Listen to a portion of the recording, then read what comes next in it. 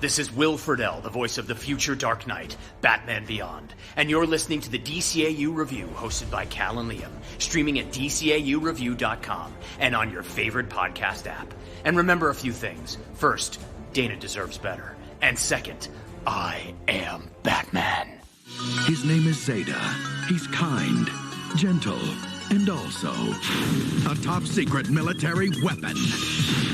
But he's made a decision. I will not destroy anymore. Now, with the whole world chasing him, Please help. he's on the run with his only friend.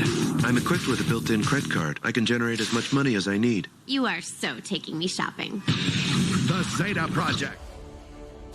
Welcome, everyone, to episode 245 of the DCAU Review. I'm Liam, and with me, as he always is Cal.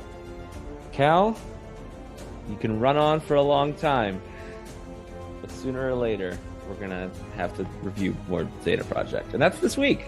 Yes, Liam, the Zeta Project reviews will continue until morale improves or something like that. But yes, we have yet again a double feature this week because we are just doing our darndest to motor through this content. We're providing content while also trying to respect the fact that we had a record low in listens for our previous Zeta Project double feature. So at this point, we just want to respect and try not to hurt anyone's feelings going forward here. So we're just trying to motor through this stuff. We're just trying to get through it. So we have another double feature today. We have 2 episodes. That's another 2 off of the list, and we're just motoring towards the end of season 1. It can't come soon enough. That's right. So for today, we have the episodes Westbound and Hicksburg to talk about, and we'll, of course, be breaking them down with our 4 main categories, as we always do.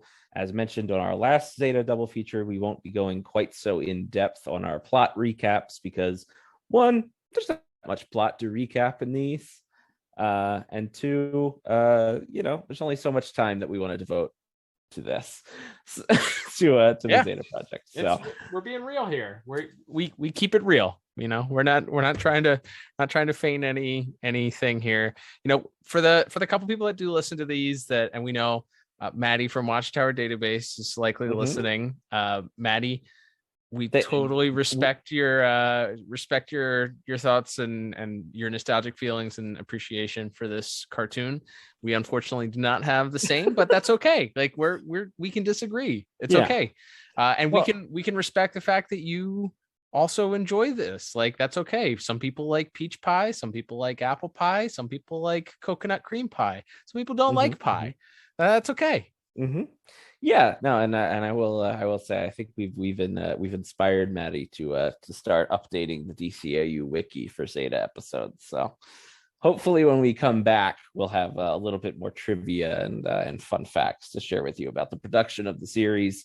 Maybe that'll be interesting than the actual episodes are. But hey, we've got 2 to talk about here. We'll be kicking it off with our coverage of Westbound, and of course that means I will have not 1 but 2 IMDb synopses to read this week, starting with the one for Westbound.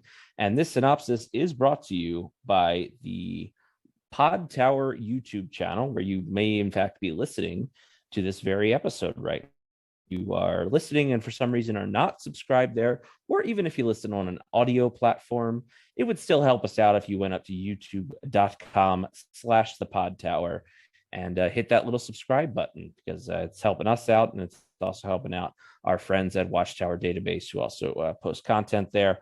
So here it is, the official Westbound, which was written by Stacey Liss Goodman, Robert Goodman, Wendell Morris, and Tom Shepard. That's right, 4 people were involved in this episode. It's a Mr. and Mrs. Goodman have a story by credit, while Mr. Morris and Shepard have a teleplay by, the script by. So that's how that breaks down. We have 4 people in the writing department. So the episode was directed by Bob Doucette, with music by Michael McQuistion and animation by Coco. And that synopsis reads as such. Z and Roe board a train to evade their pursuers.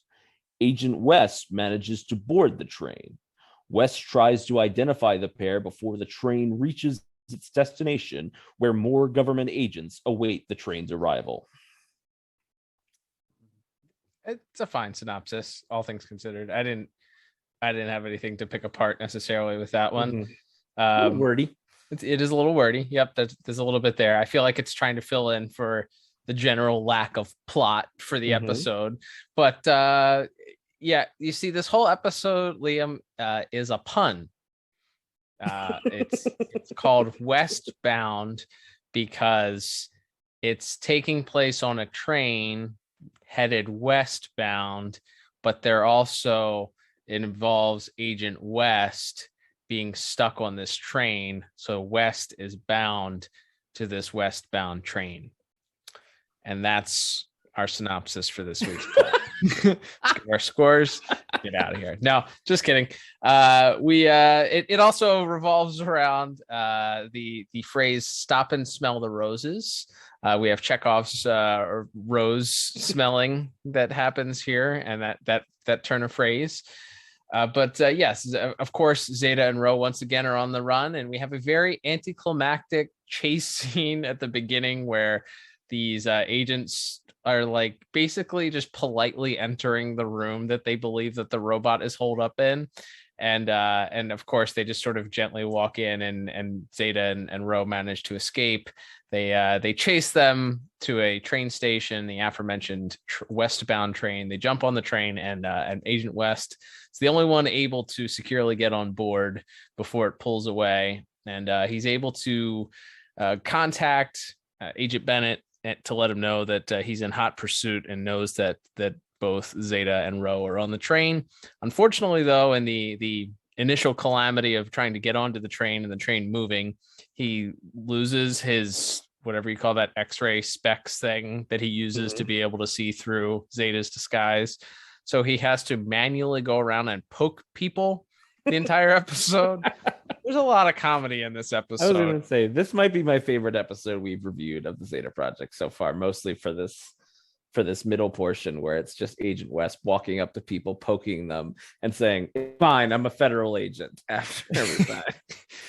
We'll talk about it in voice performance, but Michael Rosenbaum, despite having some clunky dialogue at times, he's pretty hilarious throughout, unsurprisingly. But yeah, so Agent West, it's basically just a Looney Tunes cartoon after that, with various door gaffes and Agent West getting threatened by the big hulking beefy man with whom is sitting with his girlfriend that Agent West goes up and pokes, and the beefy man isn't too happy, so he's going to wring his neck. And in the meantime, we also have this subplot of the fact that for some reason Zeta can't properly camouflage himself. Well, we also learned at the beginning of the episode that apparently Zeta can now camouflage anybody that is in contact with him.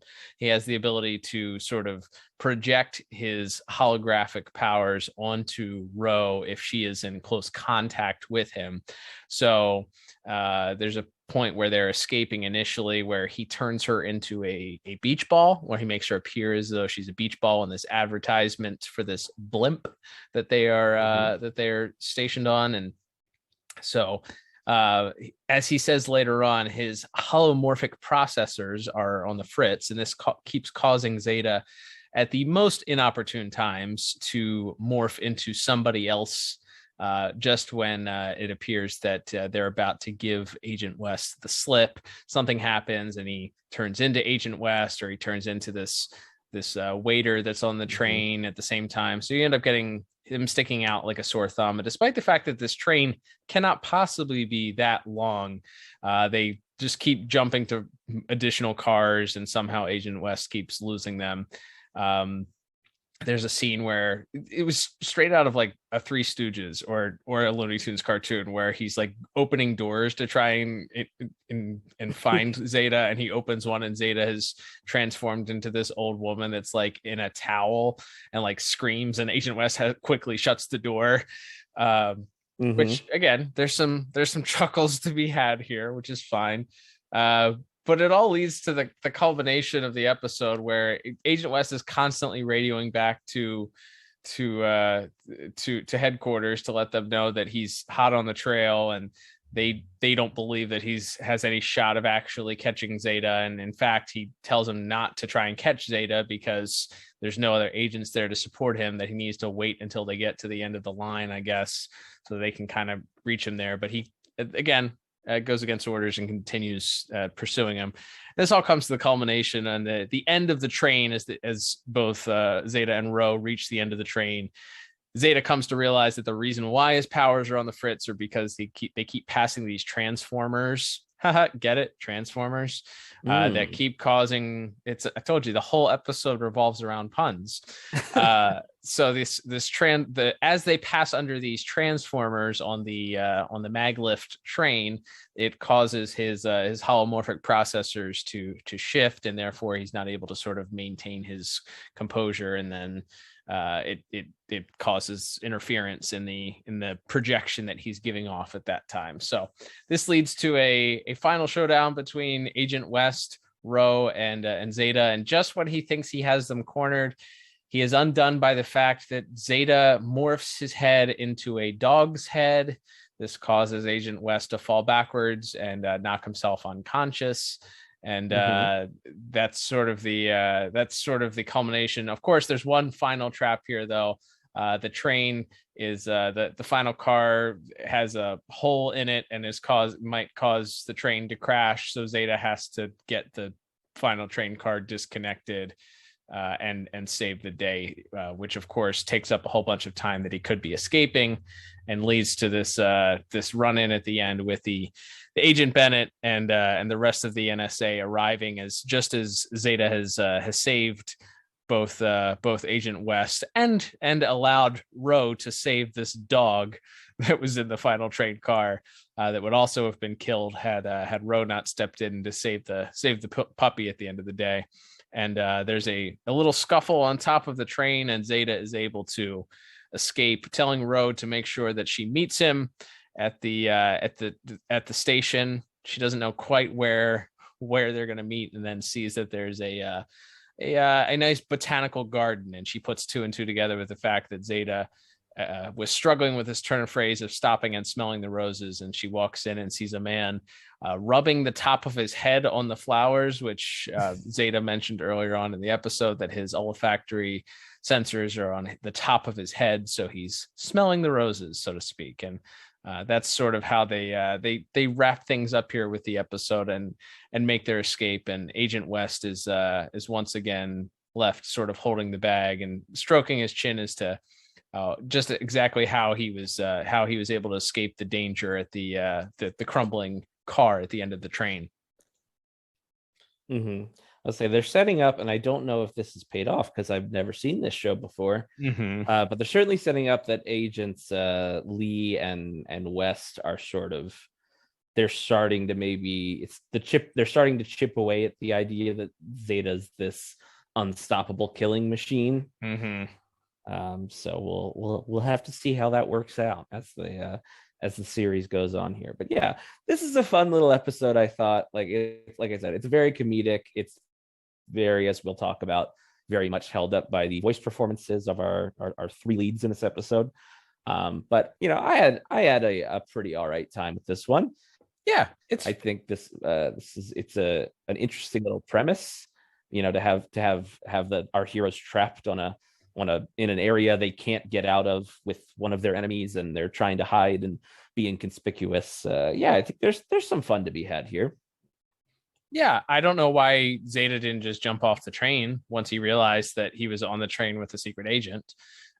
He's a robot, and there was no explanation for why I get it, the train's moving at a high speed, but he's an indestructible synthoid robot. Couldn't he have just jumped off the train?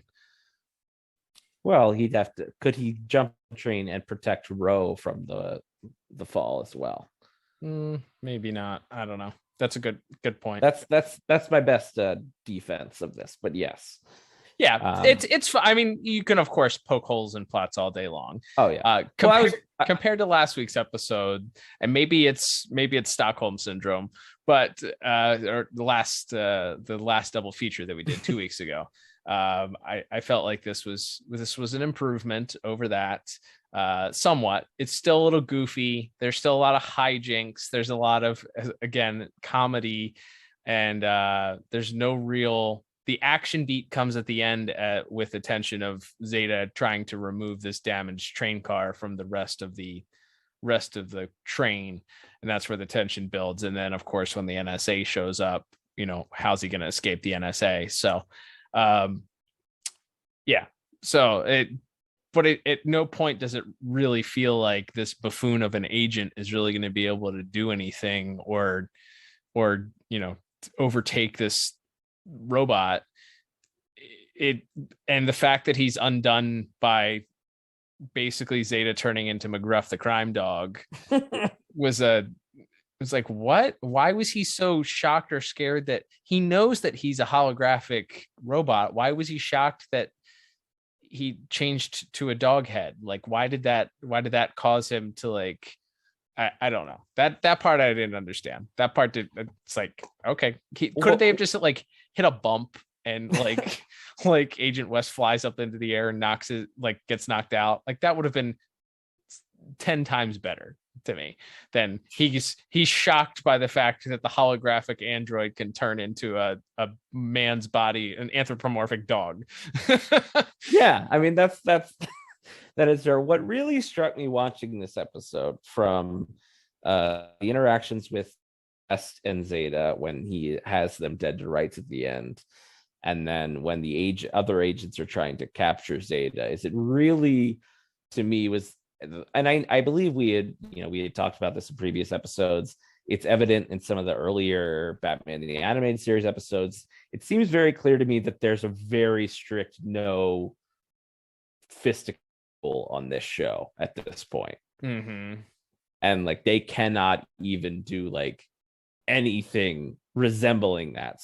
So like when West, to the point that where West pulls a gun on them, Zeta can't like backhand the gun out of his hands or something. Like, they could not do any sort of physical altercation. So they came up with this, I guess because it was such a light comedic episode, they thought having Agent West faint would be a funnier way to knock him out. But yeah, it is very silly. And then yes, they try to capture Zeta with a big net. So like I said, it just felt very we can't have even something resembling a physical fight in this episode, was what came to mind for me. So yeah, for all those reasons, like I said, I liked this better than most of the episodes we've reviewed so far of the Zeta Project. So I settled on a 5 out of 10 for my plot score. Yep, same exact score here, buddy. Yeah, not a completely boring, and there were no super annoying characters. So that's a plus in those compared to those prior episodes. Plot automatically gets +1 if Bucky's not in the episode.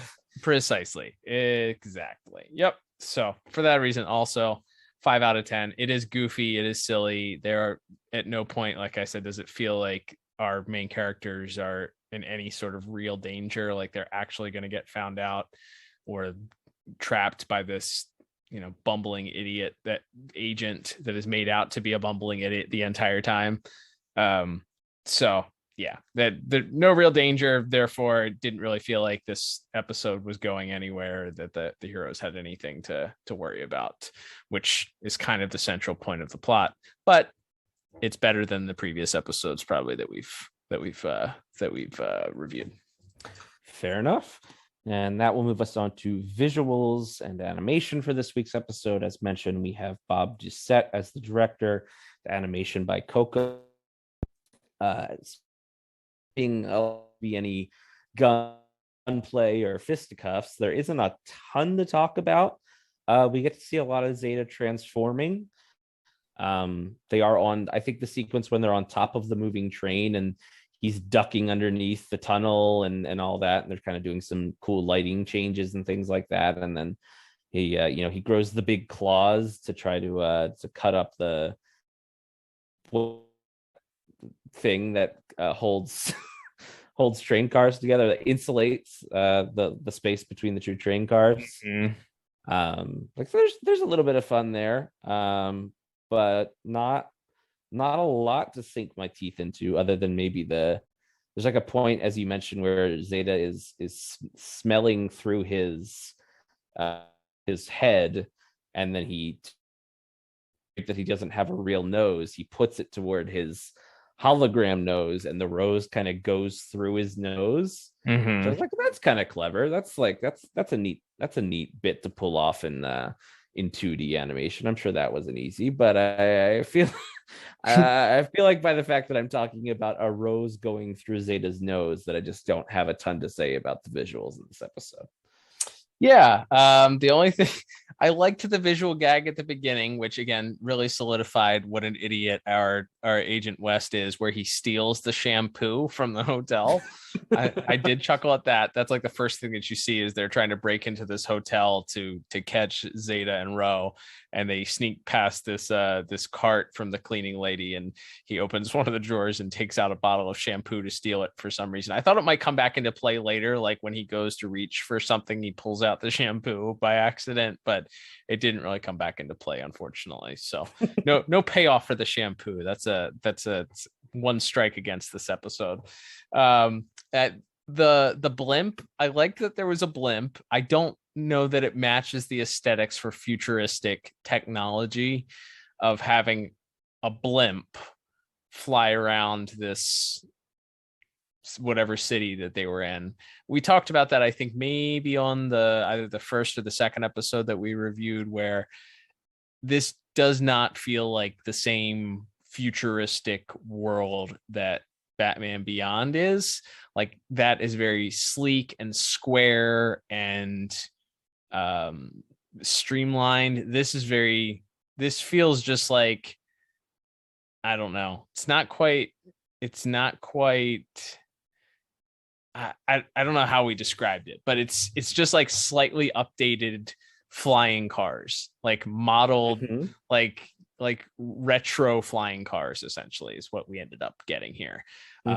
And the buildings just kind of look like any other brick cartoon buildings, which I was thinking, like, you do have some of that in Gotham, but it's more of like the old torn, like run down areas of Gotham that are those old brick buildings. Like, they're abandoned, like they're not the more streamlined skyscrapers and big metal buildings that sort of end up being most of what you see in Gotham. So I guess maybe this is a different city, maybe it's a smaller town, I don't know, but it just doesn't have the same look or feel. So because of that, it doesn't really feel like this is a futuristic world. It just kind of feels like it could be taking place not 50 years from now, but now, whatever now is, you know what I mean?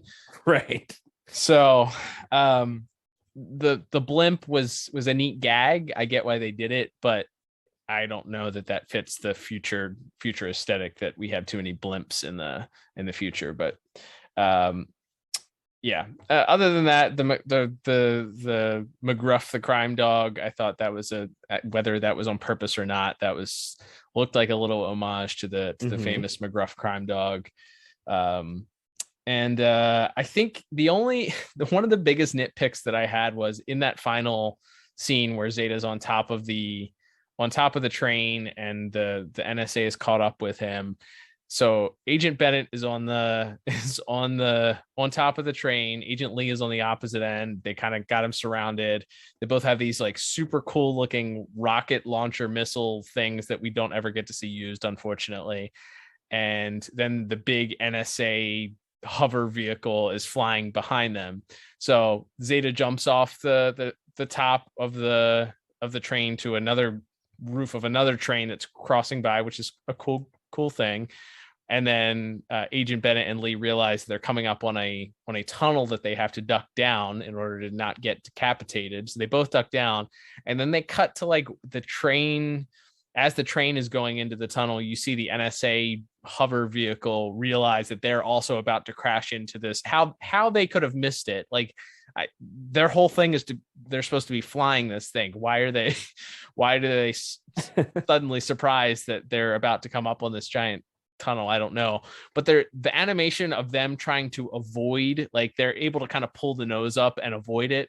I don't know that the physics of that looked very smooth. It looked very janky. It looked very like it just jagged, and things were moving very slowly. The physics of it did not match up to what they were trying to convey. It was not a very well animated scene, and didn't make it feel like they were sort of pulling up the vehicle to avoid it. It just kind of felt like a Looney Tune, where it was able to like stop in midair and then sort of angle up to avoid this mountain. It was not animated very well, so that was a negative that I took on it. But overall, it's fine. I thought this episode did have more cell shading, which I appreciated. Characters looked less flat. I think the different disguises that Zeta got to use were pretty entertaining. And despite those critiques that I had of some of the animation, I thought that this was maybe one of the best looking episodes that we've done so far. So I ended up giving it a better than just okay 6 out of 10. What about you? Yeah, I went just 1 point lower. I went 5 out of 10. Nothing particularly wrong with this episode to me. Like I said, it was just a lack of any kind of real physical interactions. The bit where, again, even though it's never really been talked about before, but that Zeta can now transform Ro if he's in physical contact with her. Like, so when he's like changing her hairstyles and stuff at the beginning, like, that's fun. That's a fun visual gag again, and there's some fun to be had, like we said in the bit with the dog when Ro jumps back onto the luggage cart to save the dog, and then the dog like scurries out of her arms and kicks off of her, so it can jump to safety and leave her to die. I think that's like a good bit of visual comedy. But overall, nothing too great to write home about here, I think, for either of us, but nothing bad either, or nothing too bad anyway. Yeah. But moving on from there, we will have music to talk about, Cal, and we have the great Michael McQuistion to thank for the score for this week's episode. I got to be honest, like with a lot of Zeta episodes, I don't have a ton of notes in my music notes here. I did note there's the chase music when they're on the top of the train, I think, is fun. There's a kind of a nice little what's the crescendo music falls? Descent? I don't know. Perhaps. Anywho, that word, there's a nice one of those when Zeta jumps off of the one train to land on the other train. I thought that was a nice little bit of musical poetry there, but I do not have a ton to say. What stuck out for you for music this week? Yeah, same. I think that there were a couple pieces that I did notate on. I thought that the music, as they sort of search to find out as the agents in that first scene are looking out the window looking to try and find Zeta and Ro, there's sort of a little ditty that plays as they kind of allude that they're saying on the blimp so that the viewers know, but obviously the agents don't know. But the real musical notes that I wanted to mention were the tension building as Ro is trying to escape the damaged car at the end, as you mentioned, the scene with it where she's going back to get the dog and Zeta's on the outside tearing off the car, unaware that she's jumping back in that car that he's tearing off. So it crescendos to the point in that scene where it adds to the feeling of, oh no, is Ro going to make it? Is the dog going to make it? Is Zeta going to accidentally off Ro without knowing it? And then right after that, when Zeta jumps on the roof and the emergency door cuts open, there's this pretty big piece that plays when the NSA shows up. And then the subsequent sort of near capture that Zeta features, or that faces rather, in that scene. The musical accompaniment with that. Again, it wasn't anything that was hummable or that's notable or that I'll remember for beyond this review, but it was enough to notate that it stuck out, and I thought it was pretty solid. And that's more than I can say again about some of the other episodes that we have reviewed prior. So because of that, grading on a curve, I ended up giving music a 6 out of 10. Nice. Yeah, I just gave it the gentleman's 5 out of 10. As I said, I only really noticed it in the action scenes, and it was I thought it was all right, but nothing really stood out to me. So it's nice that you were able to notate a few other moments where the score shined for Mr. McQuestion. And from there, Cal, we are at our last category for this first episode, that of course being voice acting. Not a big cast to talk about this week. We do briefly have Lauren Tom as Agent Lee, and Kurtwood Smith once again as Agent Bennett. And then we have, of course, playing the dog is Frank Welker. Always got to mention him when he shows up. And then, of course, we have our leads for the episode, really, or who we want to talk about. Of course, we have Julie Nathanson as Ro, Diedrich Bader as Zeta, and, of course, Michael Rosenbaum as Agent West. And as you mentioned, Cal, the most fun in this episode is, or a lot of the fun and the comedy, even if the jokes aren't great, what tends to work is Michael Rosenbaum's delivery of them.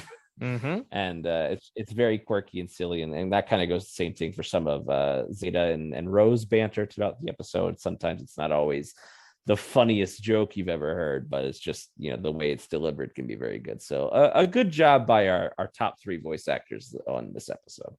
Yeah, I will say that the opening dialogue, I don't know what happened. I don't know if Mr. Rosenbaum was sick or didn't quite get the direction of what the scene was. But if you go back and listen to the dialogue between him and Kurtwood Smith as West is radioing in, man, that's hard to say, radioing in to let him know that he's on the train. The line is literally Kurtwood Smith, Agent Bennett, asks him, "Where are you?" And he says, "I'm on a train. Don't worry, I'll stop the train." Like, who talks like that? No one talks like that. Why is he talking like that? Why are you saying the word train so much? Right. Yeah. Are you not on a train? Right. You have to really hammer it home that he's on a train. Don't worry, he'll stop the train. It was very clunky. That's not obviously our actors' fault that they were provided that dialogue, but the delivery wasn't so solid. So I was like, ooh, this episode might not be a good showcase. But again, I think the rest of the episode more than makes up for it as Mr. Rosenbaum turns in a very subtly funny performance. As I said, I think the poking of the passengers is probably the funniest parts. Even as he's awakening from his fainting spell and dreaming about being named, the top agent or vice president of the United States, I thought that was pretty amusing as well. But we don't get a lot of solid dialogue from anybody else. Not a lot of emotion that's required from Ro in this episode, and we don't get a ton from Diedrich Bader either. So it's fine. It's okay. Like but we don't get a whole lot of range of having to share emotion, or Zeta's sort of just fixated on this idea of stopping and smelling the roses, and he does share a little bit of confusion with not understanding why he's unable to maintain the form of his disguise in those moments. But I didn't think this was the best showcase for Mr. Bader. It was fine. Everything was just okay. So I ended up with a 6 out of 10 for my score. Yeah, I went one tick higher, went 7 out of 10. I will mention I almost forgot that, because I think I had neglected to put him in my notes. Playing the voice of the boyfriend who stands up to Agent West, and probably one or two other ancillary voices, is Thomas F. Wilson, and that name might not sound that familiar to her, but he is, of course, Biff Tannen in Back to the Future, and more importantly to DCAU fans, he's Tony Zuko. Ah, go figure.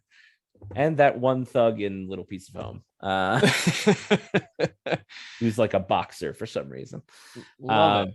but yes, nice little cameo performance by him. Yeah, there's one bit where Agent West is, he said they're doing like door humor, and he knocks on this guy's door, and he opens the door, and he's like, "I'm looking for a synthoid. He can turn into anybody." And the guy just asks him, "Well, how do you know I'm not him then? If he can turn into anyone?" And Agent West kind of pauses for a second, and then he pokes him and goes, "Nope," and then he leaves. I was like, just the very brief interaction between Agent West and this random train passenger, I thought was very funny as well. So yeah, some good quirky comedy, and certainly helped out by our voice actors in this episode. So there you go. That will bring us to our final scores for this first episode. Tallying everything up, I have a somewhat shockingly high 22 out of 40 as my final score. And even more shocking, as we've notated, you tend to be the more generous one when it comes to giving scores these days. I have an even higher score of 23 out of 40.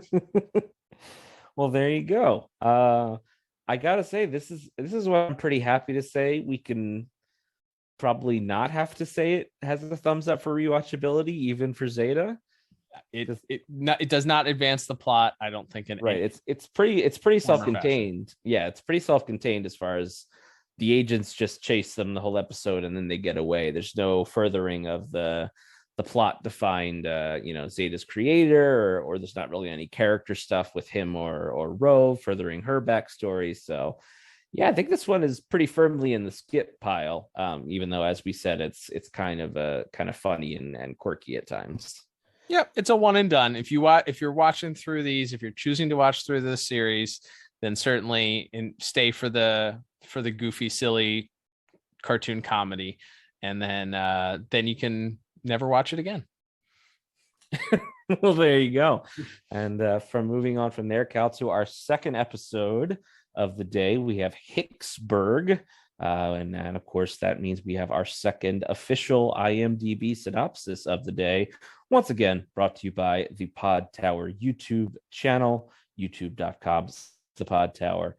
This episode, Hicksburg, was written by Paul Diamond, directed by Kurt Gaeta, with music by Michael McQuistion and animation by Coco. And that synopsis reads as such. Ro and Z stop by Hillburg to visit her first foster family, hoping to find a lead to Ro's family. Family used twice. I'm on a train. I'm gonna stop the train. Ro's family to find Ro's family. Got it. Mm-hmm. Yeah, not the best. By the way, the first episode, Westbound, originally debuted here in the States on the Kids WB on March the 10th, 2001. For some reason, again, hard to tell the accuracy of these debut dates. I'm sure Maddie from Watchtower Database will correct us if these were not the original air dates. But again, we're pulling these off of the existing dates listed on the DCAU wiki. This episode was originally aired here in the States on March the 31st, 2001, meaning these episodes we're coming up on the 22-year anniversary of these episodes debuting here. And this episode kicks off. I actually thought this felt much more like Batman Beyond, like in the same universe as Batman Beyond. At the beginning here with this opening scene, we have this guy that's battling this giant robot, and I was like, oh, where's this going? And the music's ringing through, and he's like beating this guy, and he says the word shui. Like, all right, we're okay, all right, I'm seeing some DNA matching here. It feels more like Beyond. And then we find out that this is in fact an advertisement for a movie being pitched to Zeta from an advert bot, I think. Let me just say, Adbot is my favorite Zeta character so far. Oh, hands down. Relentless. This guy is an incredible. This guy's on his grind set. He is after Zeta to see this movie. And then Ro walks by and he immediately goes, teenager. Target, like main target demographic. And zips away after her. And I was horrified when Ro murders this bot right in front of her own android companion. Yes. No, not being able to read the room. Ro kills another robot in front of a robot man. You know what I say, Cal? Hashtag justice for Adbot. You do say that frequently. I can't get you to stop saying that, in fact. Oh man. But yes, we learned that the reason why that they are at this shopping mall or shopping center is because Ro is there to buy presents and gifts using Zeta's unlimited credit card to buy gifts to impress her family. She's going to see her family, not her real family, but one of her adopted foster families in the state of Oregon, as we learned. And it's actually called the town of Hillsburg, but she calls it Hicksburg, based on the fact that she doesn't really get along with anybody there and has not too fond of memories of this family for some reason. She remarks that she was always looked at as the sort of the redheaded stepchild. Essentially, she was never good enough. She was always constantly compared to her foster sister, who was seemingly this goody two shoes, and she was never really accepted by her parents, her foster parents. So, which ultimately led to her running away from home and at the age that she is now. So, we get this set up for the episode that she's looking to sort of throw things in the face of this foster family, that she's well to do without them, and she has all these nice clothes and makes Zeta buy this nice car, and they're going to go to their family, this step or foster family, in order to attempt to get some documents so that Ro can begin the search to find her family. Which, correct me if I'm wrong, I know that we sort of alluded to her having this family issue and the like. She's alluded to having a rough childhood, running away, but I don't remember it being touched on before that this was like one of her goals was finding her family. Did they actually mention that on one of the other episodes and I missed it? Not really.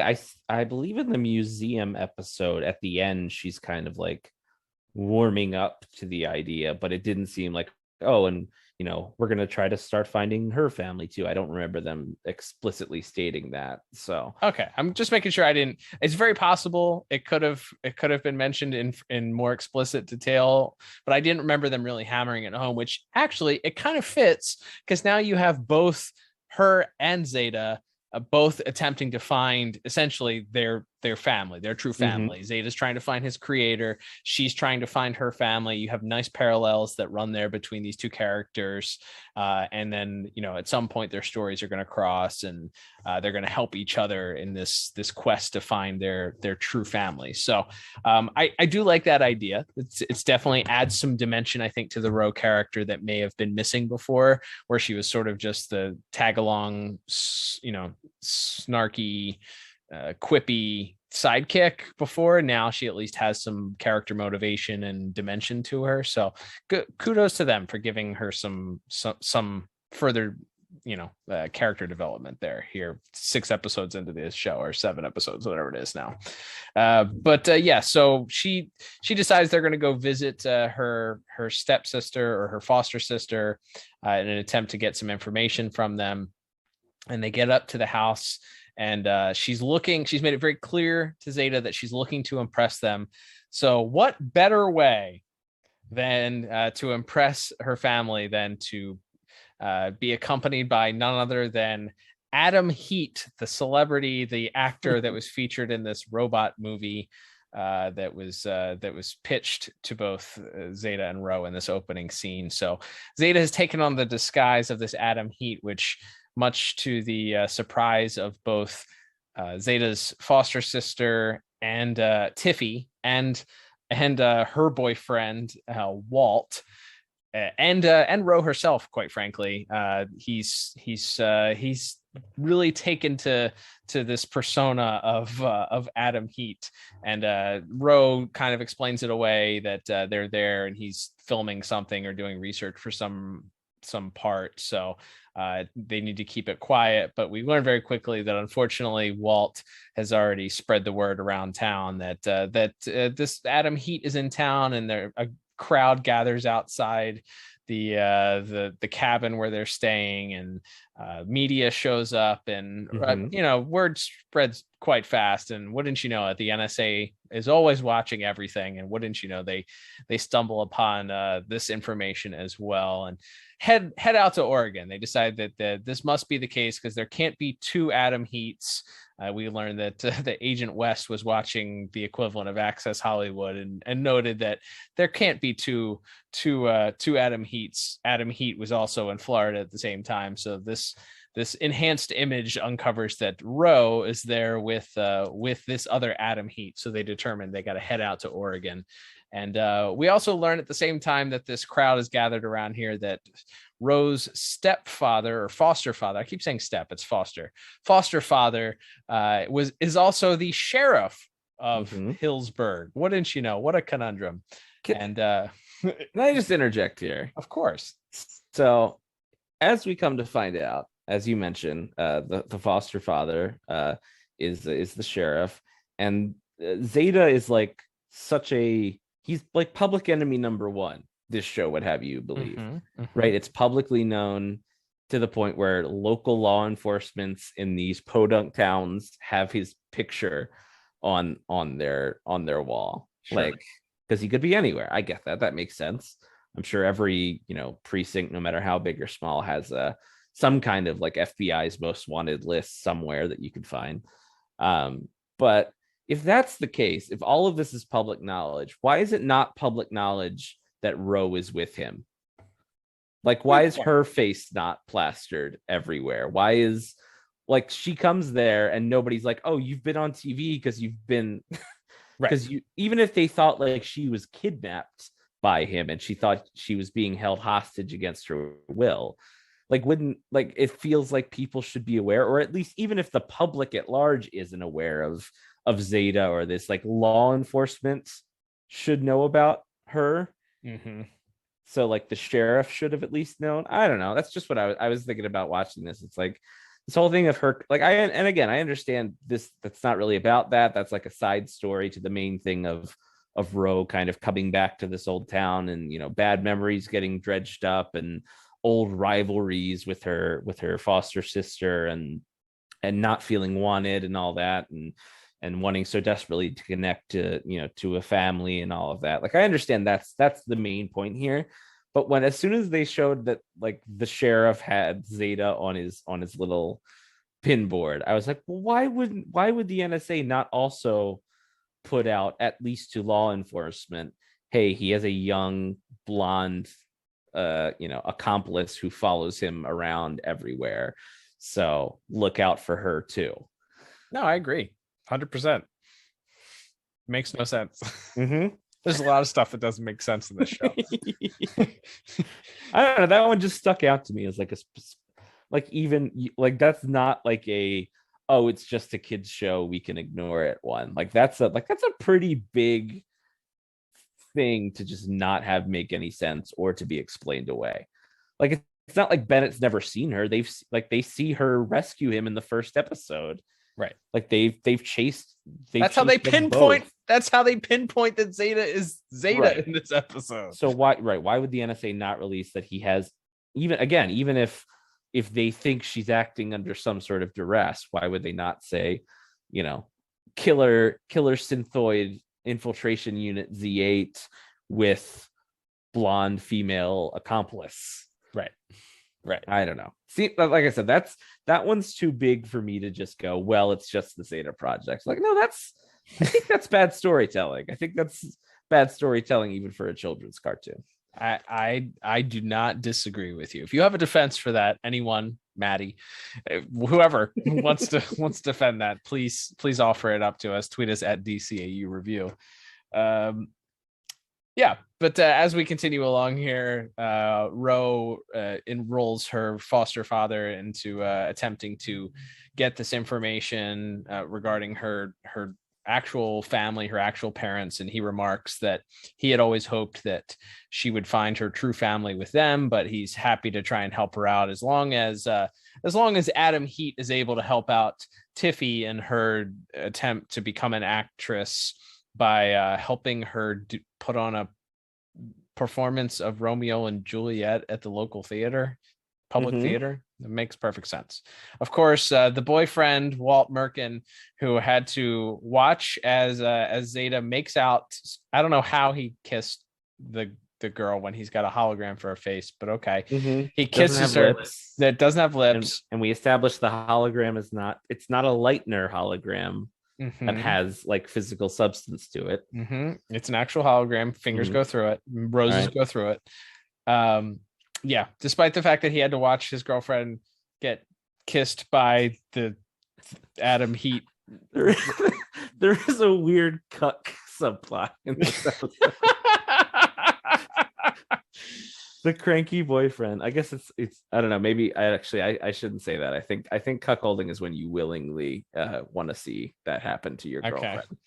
So apologies for besmirching the name of cuckolds, but yeah, there's this weird thing where like the Tiffy is very taken with this big movie star, and the boyfriend is just kind of teasing, which I guess kind of does have a payoff in that the boyfriend tries to kill Zeta with a laser chainsaw later. Yes, true. Yeah, the whole payoff for the reveal that Zeta is not in fact Adam Heat is during this performance. The boyfriend's projector goes awry, which causes the scene to go awry, which causes him to kick the projector, which causes Zeta to be short circuit and him to be revealed as the robot. He attempts to escape. The sheriff chases after him. Walt, for some reason, jumps in the back of the sheriff's truck. I don't know why. The sheriff is sort of unaware. They go up this mountain. As you mentioned, he attempts to kill Zeta. This causes this giant avalanche of fallen trees or cut down trees to tree logs to come down the mountain hurling towards the theater, and Zeta has to sort of ski down this, which is kind of a cool visual we'll talk about in a minute, skiing down this hill and sort of try to make the pile of logs avoid the theater, thus saving this crowd, the small but loud crowd of people that joined to watch this public performance of Romeo and Juliet. He is able to thankfully steer the pile of logs away and avoid it, which of course the sheriff sees and is very, very happy to report that Zeta did the right thing. He's clearly not the killer robot that he's been purported to be. And during this time, we also get some bonding moments between Ro and Tiffy, as Tiffy reveals that while she was a brat as a child, she very much cares about Ro now and has changed. Ro isn't so sure, but once Tiffy sticks up for Ro and tells everybody in the crowd to listen to her and not leave the theater in order to stay safe, Ro sort of buys that Tiffy has indeed changed, and so they have a little bonding moment at the end. And then we get the sheriff Wendell Morgan, apparently it's his name. Sheriff Morgan is approached, of course, by the NSA agents at the end that have discovered that Zeta is somewhere lurking around, and he points them in the wrong direction purposefully in order to allow both Zeta and Ro to escape. So we get one last little bit here as Tiffy is able to provide Ro with a picture of someone she purports to be as Ro's brother. So we get a little bit more of the piece of an additional piece of the puzzle about Ro's mysterious family here. Despite not being able to get a ton more information, she has something at least to continue her search with. So that's kind of where we end this week's episode, on another cliffhanger as to what's coming next for our fugitives here. So this episode, I actually kind of, as I'm grading on a curve again, I liked this episode more than I liked the previous episode. It's a little goofy. There's a lot of comedy. There's a lot of we'll talk about in voice performance. It's Dietrich Bader doing this guy that's an actor, but in a robotic way that is very entertaining.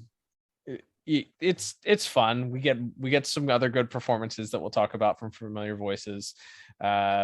but overall, it's a fun little, it's a self-contained story. It's a fun little plot. I like the idea that Rose's foster family did actually care for her in some way. Yes. We do get a little bit where you can see like why Roe had some animosity towards them, because the sheriff mentions once he finds out that she's hanging out with Zeta and she's running around with this fugitive, he remarks that she always made bad decisions and she continues to make bad decisions. So you see some of that vitriol that probably hurt Roe and that she held against him, but it's softened at the end by the fact that he does the right thing and points the NSA in the wrong direction to allow them to escape. So, and Roe sees that and appreciates that and shows physical affection to him by giving him a hug. So you calls him dad. Yeah.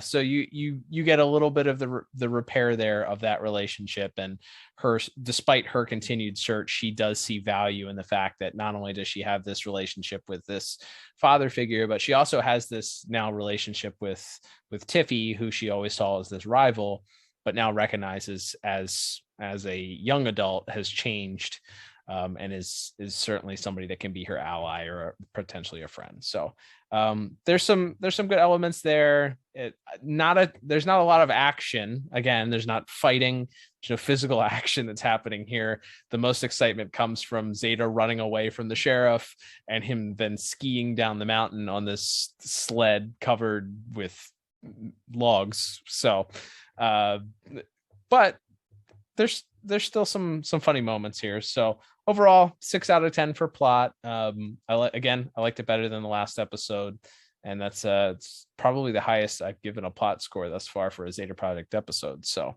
that's saying something. Yeah, I gotta be honest. I ruined this for myself.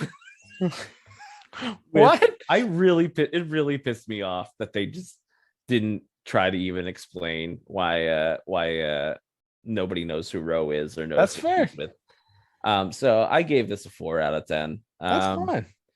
Yeah, I don't think it's disagreement alarm. I don't disagree with you. The stuff I like is this one, as you said, it kind of makes Roe and Zeta two peas in a pod. They're both looking for their creators, for their family, and they're also establishing, like what Zeta and Roe have found together, that not every familial bond is by blood, as she makes peace with her foster sister and father, and leaves a better person than she was when she got there, and it kind of makes peace with this part of her past, which I think is nice. I like that stuff. It feels very and I know this was an influence for the series. I know Bob Goodman has said that last act where the sheriff and the local town boyfriend, who's been involuntarily cuckolded by Zeta, are chasing him. That felt very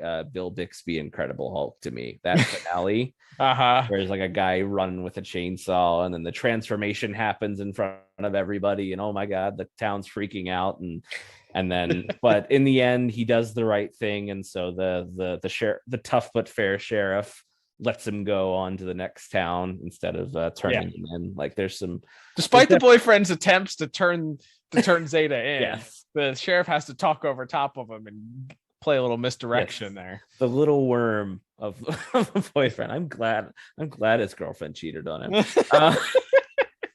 No, it's so there's a little there's definitely a little Bill Bixby, Lou Ferrigno Incredible Hulk, I think, in this episode as well. So there's fun to be had, but that I don't know. I don't think Roe could still be like an anonymous person at this point. Really grinds your gears. I get it. Yeah. Well, that will move us on here to visuals and animation. Cal, as you said, we have quite a bit to talk about. We're in the snowy hills and woods of Oregon for this whole episode, basically, and as mentioned, there's kind of a final chase that happens kind of up in the mountains, and we have some wacky kind of costume and sets with the hologram projector that malfunctions, that ends up revealing Zeta. And then, as you mentioned, we have Zeta masquerading as this big movie star. I think there's some fun things to be had here when a Kurt Gaeta, a veteran of Superman the Animated Series and Batman Beyond and the new Batman Adventures. So somebody definitely well versed in the superhero action, and Coco once again on animation. What stood out for you this week in visuals? I mean, I think the opening shot, it felt like I was watching a completely different show. It felt, like I said, more like the DNA of Batman. It was a sort of a golem-like creature, and to have the rug pulled out from under you right then, it's like, oh, this isn't the show. This is a movie advertisement within the show from the ad bot. Like, this is kind of disappointing. And then it's back to earth as you realize it's like, oh, we have a muscle card that sort of floats here. Oh, good. But I do think that there were some neat beats. I think, as I said, that Zeta sort of guiding this sled of tree trunks down the mountain was pretty entertaining. I will say, for whatever reason, I think this episode was a lot flatter than the last episode. We didn't get the same sort of cell shading and some of the other things that I liked from the prior episode. So it felt, in some of the character designs and the way that the things were storyboarded, felt a little bit more Disney-fied. I don't know how to say it other than that. It felt more like I was watching a Disney movie. With some of the expressions and the way the characters, especially Tiffy and the sheriff, the way they were sort of drawn and animated, it felt more like I was watching a Disney movie, which is fine, but this isn't Disney, clearly. This is Right. is DCAU. So if I'm watching that and I'm drawn to like a different cartoon style, that probably isn't good for the show. Not that it's bad, it's just not good for the show. With that said, though, I think there were some interesting set pieces. As you said, having a different location was good. It disguises the fact that it's the future, and it actually could be the future based on the fact that we have I did kind of like the Hummer, the flying sheriff's Hummer or whatever it was. That was like, all right. It doesn't look anything like the cars we see in Beyond, but that's fine. It's a different artist. It's fine. It's a different interpretation. But yeah, I didn't have anything else that necessarily stuck out other than the sequence with the Romeo and Juliet hologram that kept malfunctioning. I did chuckle a little bit when it changed into a barn from the original castle sort of set. Okay, I do like the visual gag where Tiffy hands Z his costume to change into, and then as soon as she walks away, he just throws the costume into a corner and transforms. I think that's a funny little bit of visual comedy there. Yeah, that's good. Other than that, I didn't think there was anything that necessarily stood out completely. So I think solely based on that opening little bit there, advertisement for the Adam Heat movie, I ended up giving it a 6 out of 10. What about you? Yeah, I went with the exact same score of 6 out of 10. I should also mention, per request of, I can only assume this is Maddie from the Watchtower database account, tweeted us to please make note of the director wearing a Malcolm X hat in Hicksburg, please and thanks. So there we are. Okay. Yes, the director who's directing this Romeo and Juliet performance is wearing a Malcolm X hat. So very interesting. There you go. I didn't have a ton of that. Yeah, that final sequence where Zeta's trying to stop the log truck and is skating down the hill is very fun and very very well animated, I thought. So yeah, I think a little bit above average, even grading on the Zeta curve here. So good scores from both of us there. Moving right along to music. Once again, the music done for this episode by Michael McQuistion. And once again, I don't have a ton of notes other than, again, the action sequence music, the skiing down the hill at the end there, and when Walt is trying to kill Zeta. I think there's some fun music there. And I do like the very over the top kind of action movie music that we get in that the fake movie trailer at the beginning. But not a ton of notes otherwise for music from me for this episode.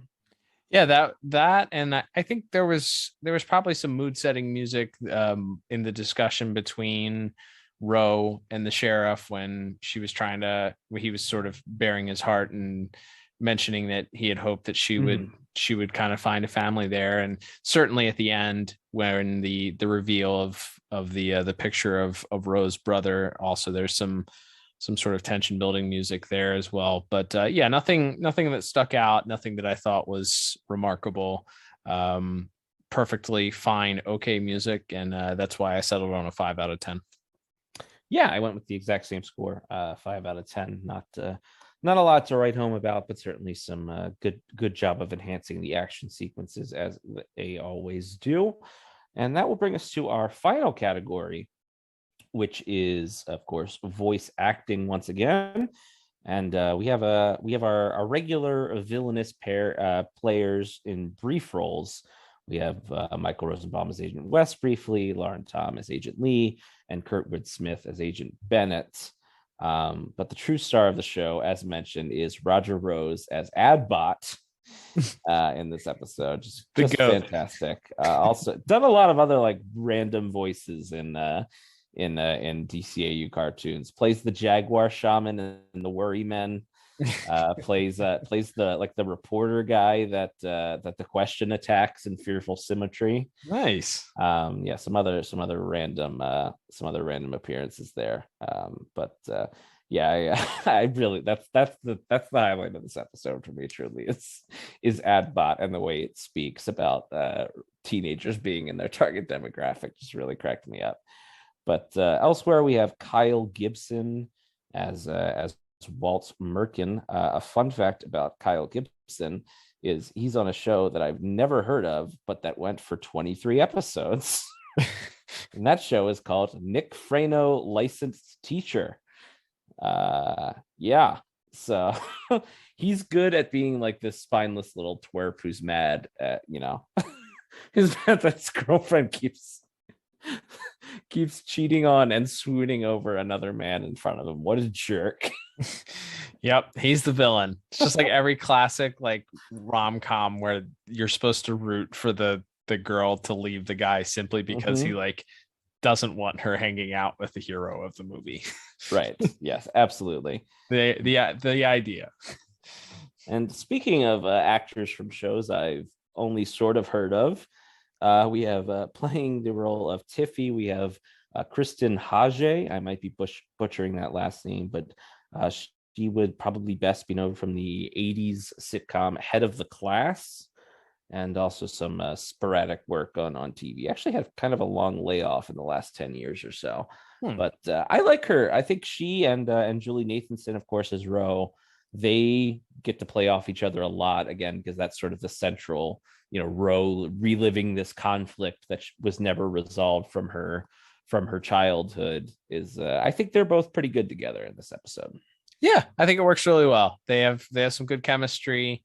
It felt natural. By the end of it, you kind of believe that they grew up in the same household.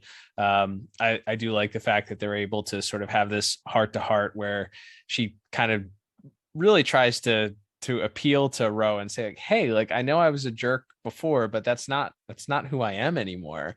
And she's really able to kind of to emphasize that and prove it in the next scene, and they're able to share that moment at the end as she kind of reveals the picture of Ro's long lost brother. So yeah, I enjoyed that. I thought they had some great chemistry together, and her chemistry with Dietrich Bader as well, playing Zeta / Adam Heat / Zeta as Adam Heat.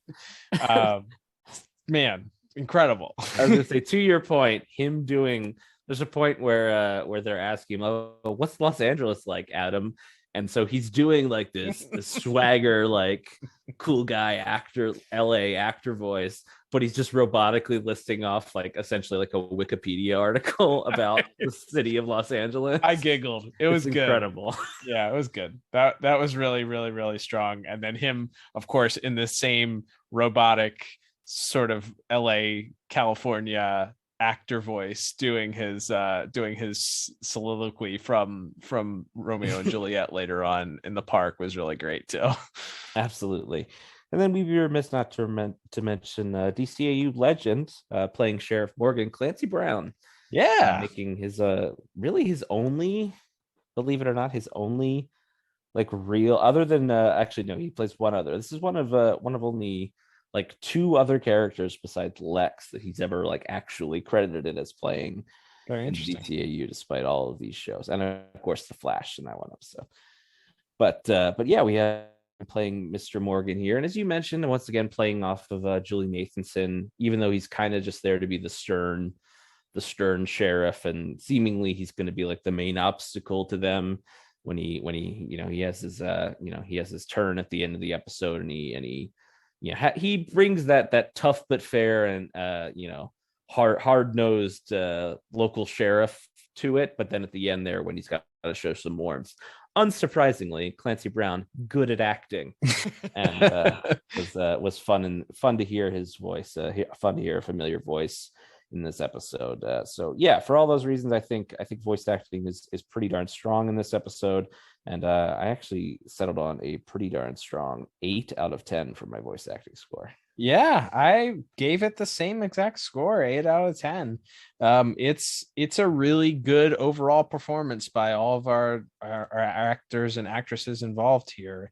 And you have two Goliaths here with both Dietrich Bader and then Clancy Brown, kind of both interacting with each other and having their own places to kind of pull their own weight. So yeah, unsurprisingly, they're both really good, and they do a really good job. And the supporting cast pulls their own weight too here in this week as well. So yeah, I definitely think it's not very surprising that based on who was involved in the cast that we gave it a pretty solid high score here. But I think the fact that the supporting cast was able to also stand out as being pretty strong as well also lends to that score as well. Absolutely, Cal. Well, it's once again time to tally up our final scores, and if I'm adding correctly, it looks like I have a final score of 23 out of 40 for this week's episode. Yep, that makes sense. We agreed on every score except the plot, and I was 2 points higher, so that means I end up with a 25 out of 40. And I think as far as rewatchability is concerned, because we have the plot moving forward here with Ro developing her family and looking for the search for them, and that becoming a part of our storyline here that parallels Zeta's search for his creator, and of course the appearance of Adbot. This is a two thumb. This is a as far as Zeta Project episodes are concerned, this is a must watch, because you gotta get those other details there about what's going on with Ro and why all of a sudden she's searching for her family and this dynamic of hers. And I give it a solid thumb up. Just remember, #justice for Adbot. You're always saying that. We've created a movement. I'm always saying that. But that will begin to wrap us up for these 2 episodes, another 2 down, Cal, of the Zeta Project. Thank you, everybody who does listen, the few, the proud, that do listen to these Zeta Project reviews. We do appreciate it. If you'd like to support our show, as mentioned, you can subscribe to the Pod Tower YouTube channel and like share the videos and share the links and all that. That helps us out. You can also follow us on social media at DCAU Review on Twitter and Instagram. Shut down the Hive page. It's not happening. If you're wondering why we haven't posted on that site, it's because I deleted it. It was a good try, but it didn't really work out. Anyway, we, of course, also, if you are listening to this through more traditional audio means, we appreciate you, whether it's on Apple Podcasts, Google Podcasts, Spotify, or what have you. If the app you're listening to us on happens to let you review podcasts, give it 5 stars and leave a review, we would appreciate that. That does help our show out. It gets us bumped up in the almighty ever-changing search algorithms that control whether or not new people get to hear our podcast or not. So we would appreciate you taking the time to do that. If you want to support us more directly, there are a couple of ways you can do that. You can head to DCAUreview.com. We have a store up there. You can grab yourself a shirt or a mug or a hat or something. And of course, we also on our Anchor page, our main site where our podcast is housed, anchor.fm/DCAU review. You can also, there's a donate button on that Anchor site where you can donate to us directly. And as mentioned, Cal always puts up a special questionnaire, a special poll up on the Spotify version of the podcast. It's exclusive to the Spotify version. So if you listen to it there, you can also interact with us that way in addition to our socials. But we do appreciate everybody who listens. And Cal, we are wrapping up the month of January here and looking on to a new month, and that means a new show to talk about. That is right, Liam. And as we've stated before, we're headed back to exactly where we started. We've been covering it a lot recently because we have more episodes of it than we do anything else to cover, but also because it gains the most traction and tends to have a lot of listens. So we, of course, are headed back to Gotham City, Batman the Animated Series. We are picking up right where we left off with our latest review, and that is going to be one of the most memorable episodes for many, many reasons, and that is going to be the episode Trial, which features, of course, Batman's entire rogues gallery, pretty much, and what happens when Batman himself is put on trial by his rogues. And there's a whole lot of fun that's going to be had. Huge voice cast, a lot of interesting dynamics. I have not seen this episode in quite some time, but can tell you the beat by beat just from the amount of times that I have seen it. So lots of good Kevin Conroy to discuss amongst a bunch of other voice actors and some interesting visuals as well. Can't wait to chat about you with that one. Trial coming up next week right here. Don't change that dial. Absolutely, Kev. Cannot wait to talk about such a revered and classic episode of the series next week. And we'll be talking about Batman the Animated Series all month long in February. So looking forward to that. But until then, I'm Liam. And I'm Cal. And we'll be back soon with another episode of the DCAU Review. Bye-bye.